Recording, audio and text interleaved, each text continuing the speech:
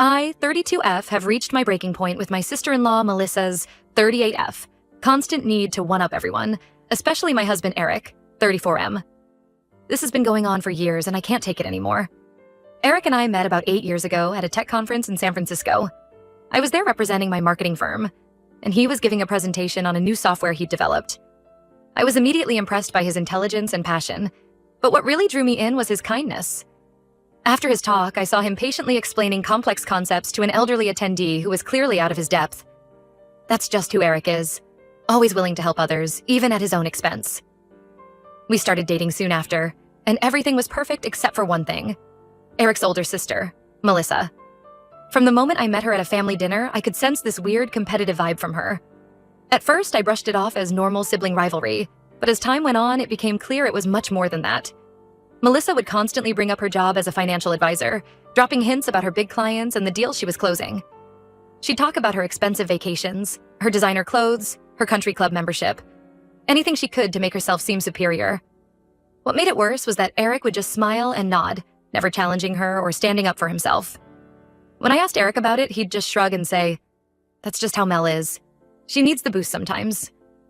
I later learned that this dynamic had its roots in their childhood. Their parents, both successful academics, had always pushed them to excel. Melissa, being older, felt the pressure more acutely. She struggled with dyslexia, which went undiagnosed for years, making her feel stupid compared to her naturally gifted little brother. Eric, sensing her distress, started downplaying his own achievements to make her feel better. It became a habit that carried into adulthood. I tried to be understanding, but it was hard to watch, especially because Eric is incredibly successful in his own right. He's risen through the ranks at his tech company and is now a senior engineer leading a team of developers. He's been granted several patents and has even been featured in tech magazines. But Melissa acts like he's still some entry-level programmer barely scraping by. Things came to a head last weekend at a family barbecue. Melissa and her husband Greg, 40M, were there with their kids, along with Eric's parents and a few other relatives. Everything was going fine until Melissa started in on her usual routine. She was going on and on about how Greg just got a huge promotion and how they were thinking of buying a vacation home in the Hamptons. Then she looked at Eric and said, "Don't worry, little bro. Maybe someday you'll be able to afford a nice trip too. Keep working hard." I saw Eric's face fall for just a second before he plastered on that fake smile. Something in me snapped.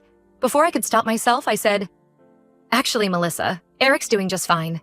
He was promoted to senior engineer last month and got a significant raise. We're planning a month-long trip to Europe next summer." The look on Melissa's face was priceless. She stammered for a moment before recovering and saying, "Oh well, that's nice. I'm sure it'll be fun backpacking and staying in hostels. Greg and I prefer luxury resorts, but to each their own." I was about to respond when Eric put his hand on my arm and gave me a look. I bit my tongue, but I was fuming inside. Later that night, Eric and I had a huge argument. He said I embarrassed Melissa and that I should apologize. I refused, saying that Melissa's the one who should apologize for years of putting him down. Eric insisted that Melissa doesn't mean any harm and that she just has some insecurity issues. He said if pretending to be more successful than him makes her feel better, what's the harm in letting her have that? I told him the harm is that it's disrespectful to him and sets a terrible example for our kids. We have a 5-year-old daughter, Lily, and 3-year-old son, Max. The argument ended with Eric sleeping on the couch and me getting a nasty text from Melissa accusing me of trying to humiliate her. Now Eric's parents are involved, saying I need to make things right with Melissa. I'm at my wit's end. I love Eric, but I can't stand watching his sister treat him like this anymore. It's not just about the constant comparisons and put-downs. It's about the way it affects our whole family dynamic. For instance, last Christmas, Melissa made a big show of giving everyone expensive gifts, then made a point of saying she hoped Eric and I liked our modest presents. Our daughter Lily asked me later why Aunt Melissa thought we were poor. It broke my heart to see how this behavior was already impacting our children's perceptions. Or there was the time when Eric's company won a major industry award for a project he led. Instead of congratulating him, Melissa spent the entire celebratory dinner talking about a small local business award she'd won years ago. Eric just sat there, his achievement completely overshadowed. I've tried talking to Eric about this multiple times over the years. I've suggested family counseling, setting boundaries, even limiting our interactions with Melissa. But Eric always brushes it off, saying it's not a big deal, and that's just how families are. But I don't think this is normal or healthy. I know Eric had a challenging childhood in some ways. Despite being academically gifted, he struggled socially. He was bullied in school for being a nerd, and Melissa was often his only friend. I think that's part of why he's so reluctant to confront her now. He still sees her as his protector in some ways, even though that dynamic hasn't been true for decades. I've also tried talking to Eric's parents about the situation, but they seem oblivious. They laugh off Melissa's behavior as just a little sibling rivalry and tell me I'm being too sensitive. It's clear where Melissa learned to dismiss others' feelings. I'm worried about the long-term effects of this dynamic on our family. I don't want our children growing up thinking it's okay to put others down to make yourself feel better. I don't want Eric to continue diminishing his own worth to prop up his sister's ego. And selfishly, I'm tired of biting my tongue and playing along with Melissa's delusions of grandeur. Am I wrong for finally standing up to her? Should I just apologize and let things go back to how they were? I don't want to cause problems in Eric's family, but I also don't think it's healthy to keep enabling Melissa's behavior. How can I make Eric see that this situation is harmful to everyone involved? I'm running out of patience and ideas. Update 1. Thank you all for your responses and support. A lot has happened since my last post, so I wanted to give you an update. After reading through all your comments, I realized that this issue runs deeper than just Melissa's behavior. It's also about Eric's inability to stand up for himself and set boundaries with his family. Your insights helped me approach the situation from a new angle. I decided to have a heart-to-heart with Eric. I waited until the kids were in bed and we had some quiet time alone.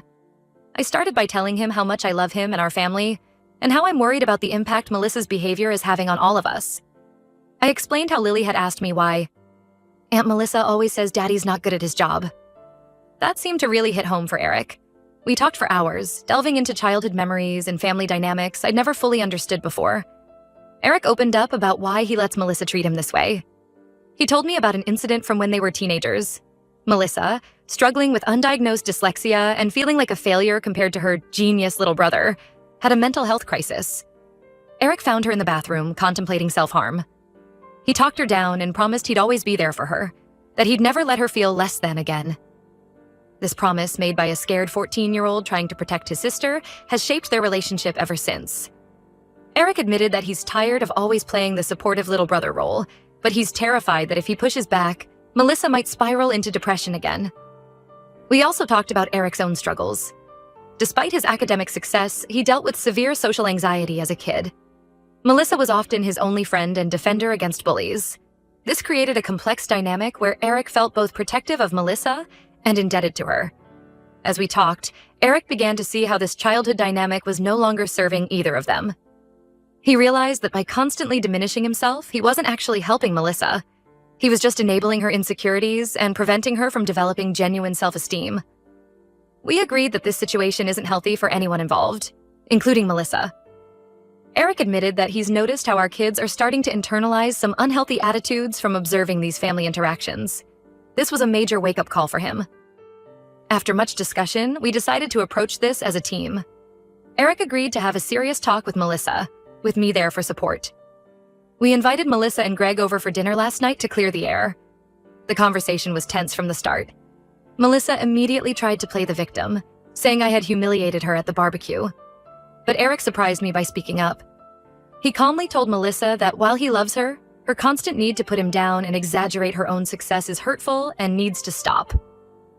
Melissa didn't take it well at first.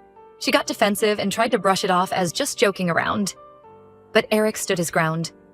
He brought up specific instances over the years where Melissa had made him feel small or insignificant. He explained how it affected him, me, and our kids. To my surprise, Greg actually backed us up. He admitted that he's been uncomfortable with Melissa's behavior for a while, but didn't know how to address it. He shared a few instances where Melissa's competitiveness had caused problems in their own marriage. This seemed to be a wake-up call for Melissa. There were tears and raised voices. Melissa brought up their childhood, how she always felt overshadowed by Eric's achievements. Eric acknowledged her struggles, but pointed out that they're adults now, and it's time to move past those old hurts. By the end of the night, we had made some progress.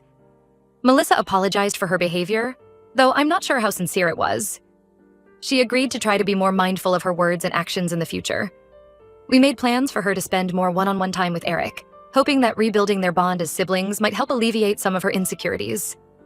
Eric and I made it clear that while we love Melissa, we won't tolerate any more put-downs or competitions. We're setting firm boundaries and are prepared to limit contact if necessary. We also suggested that Melissa might benefit from talking to a therapist about her feelings of inadequacy. She was resistant to the idea, but Greg seemed interested in pursuing couples counseling. It's a start, but I know we have a long road ahead. Eric is going to talk to his parents next to address their role in enabling this dynamic. I'm proud of him for finally standing up for himself, but I'm also wary. Years of ingrained behavior don't change overnight. We're cautiously optimistic, but we're also prepared for potential backlash or for Melissa to fall back into old habits. Eric is struggling with guilt, worried that he's somehow betrayed his sister by standing up to her. I'm doing my best to support him and remind him that setting healthy boundaries is an act of love, not betrayal. For now, we're focusing on our own family unit. We're having ongoing discussions with our kids about self-worth and the importance of celebrating others' successes. We're also working on being more open about Eric's accomplishments at work, teaching our children that it's okay to be proud of yourself without putting others down. I'll keep you all updated on how things progress. Thank you again for all your support and advice. It's been invaluable in helping us navigate this difficult situation. Update 2. It's been a few weeks since my last update, and I wanted to share some developments in our situation with Melissa. After our confrontation with Melissa and Greg, Eric had a long talk with his parents. He explained how their treatment of Melissa as the struggling child and him as the successful one had created an unhealthy dynamic that persisted into adulthood. His parents were initially defensive, arguing that they had always tried to support both their children equally. But as Eric shared more about his experiences growing up, how he felt pressure to downplay his achievements, how he was often expected to help Melissa with her schoolwork at the expense of his own studies, how he never felt he could share his own struggles because Melissa's always seemed more pressing, his parents began to see how their actions had unintentionally caused harm. There were tears and apologies. Eric's mom admitted that she had always felt guilty about not recognizing Melissa's dyslexia sooner, and that guilt had led her to overcompensate by focusing more attention on Melissa. Eric's dad confessed that he had leaned more heavily on Eric emotionally because he found it easier to connect with his son than his daughter. They agreed to stop pressuring Eric to always accommodate Melissa and promised to address Melissa's behavior if they noticed it in the future. They also said they would reach out to Melissa to have a similar conversation about family dynamics. It was a difficult discussion, but Eric said he felt like a weight had been lifted off his shoulders. As for Melissa, there's been some improvement, but it's not all smooth sailing. She's made an effort to tone down her competitive comments, especially around the kids. However, old habits die hard, and there have been a few slip-ups. Last week, we all attended a family dinner at Eric's parents' house. Melissa started to make a comment about her new car being more expensive than ours, but she caught herself mid-sentence and changed the subject. It was awkward, but it showed she's trying. The most significant change has been in Eric. He's become more assertive not just with Melissa, but in other areas of his life too. He stood up to a coworker who was trying to take credit for his work, and he's been more vocal about his accomplishments at home. He even submitted a proposal for a promotion at work, something he'd been hesitant to do before because he didn't want to outshine Melissa in their parents' eyes. However, not everything is perfect. Melissa has been somewhat distant since our confrontation. She's been canceling plans and making excuses not to get together. Part of me is relieved for the break, but I'm also concerned about the long-term impact on the family dynamics. Eric is struggling with feelings of guilt. He's happy to have set boundaries, but he's worried about damaging his relationship with his sister. I've reassured him that he's done the right thing and that it's up to Melissa now to adjust and respect our boundaries. We've also had to deal with some fallout from extended family members. Eric's aunt called to scold us for upsetting Melissa and disrupting family harmony. We stood our ground and explained the situation, but it's clear that not everyone understands or supports our decision to confront the issue. Despite these challenges, Eric and I feel like we're on the right path. We're committed to maintaining healthy boundaries while also leaving the door open for a better relationship with Melissa if she's willing to change. We're taking it one day at a time and focusing on our own family unit. Eric has been spending more quality time with the kids, making a point to talk about his work and accomplishments in a positive way. We've been having open discussions about self-worth and standing up for yourself. Lily, our daughter, seems to be picking up on the change. The other day, she proudly showed us a drawing she made at school and said, "I did a good job, right? It's okay to say when you do something well." It was a small moment, but it felt like a huge win. Update 3. It's been about 2 months since my last update, and I wanted to share the latest developments in our ongoing situation with Melissa and the family. The past couple of months have been a roller coaster of emotions and events. After a period of distance, Melissa reached out to Eric for a one-on-one conversation. Eric was apprehensive, but agreed to meet her for coffee at a neutral location. To his surprise, Melissa opened up about some deep-seated insecurities she's been struggling with for years. She admitted that her competitive behavior stemmed from feeling like she could never measure up to Eric in their parents' eyes. She talked about how her struggles with dyslexia had affected her self-esteem, and how she had always felt stupid compared to her genius little brother. Melissa told Eric that after our confrontation, she had started seeing a therapist to work on her issues. She apologized again for her past behavior and asked for patience as she tries to change. She also shared that she and Greg had started couples counseling, which was helping them communicate better. Eric was moved by her vulnerability and assured her that he loves her and wants to have a healthy relationship moving forward. He also opened up about his own struggles, sharing how her behavior had affected him over the years. It was a tearful but healing conversation for both of them. This conversation seems to have been a turning point. Since then, we've had a few family gatherings, and Melissa's behavior has noticeably improved. She's making an effort to show genuine interest in Eric's life without turning it into a competition. At a recent family dinner, she actually asked Eric about his latest project at work, and listened attentively without trying to one-up him. There have been a few awkward moments, but overall, the atmosphere has been much more positive. As for Eric, he's continuing to work on being more assertive. He's had several conversations with his parents about their family dynamics, and slowly. But surely they're all making progress in changing long-standing patterns. Eric's parents have made an effort to acknowledge both their children's achievements equally, which has helped ease some of the tension. Our kids have noticed the change too. Lily recently mentioned that she likes it when Aunt Melissa comes over now, because she's nicer and listens more. Max, who used to hide whenever Melissa visited, has started to warm up to her. Last week, he even showed her his favorite toy car, something he'd never done before. However, we're remaining cautiously optimistic.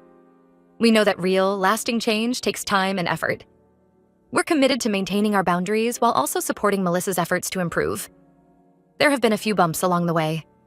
Eric's aunt is still giving us the cold shoulder, and there was an uncomfortable moment at a recent family birthday party when Melissa started to slip into old habits, comparing her cake baking skills to mine. But Eric was able to gently redirect the conversation, and Melissa quickly caught herself. One unexpected development has been a shift in my relationship with Greg, Melissa's husband. He reached out to me privately to thank us for confronting the issue. He admitted that he'd been unhappy with Melissa's behavior for years but hadn't known how to address it. We've started to form a bit of an alliance, supporting each other in maintaining these new, healthier family dynamics. Eric and I are stronger than ever, united in our approach to these family issues. We're focusing on fostering open communication, setting healthy boundaries, and modeling positive behavior for our kids. It's been a difficult journey, but I believe we're coming out stronger on the other side. Last weekend, we had a small breakthrough. Melissa called to congratulate Eric on a recent achievement at work, something she'd heard about from their parents. There was no comparison, no backhanded compliment, just genuine pride in her brother's success. Eric was touched, and for the first time in years, I saw him truly relaxed around his sister. We know there's still a long road ahead. Old habits and deep-seated insecurities don't disappear overnight. But we're hopeful. We're taking it one day at a time, celebrating the small victories and working together to build a healthier, happier family dynamic. I want to thank everyone who offered advice and support throughout this journey. Your insights and encouragement have been invaluable. I'll continue to update if there are any significant developments, but for now, we're cautiously optimistic about the future of our family relationships.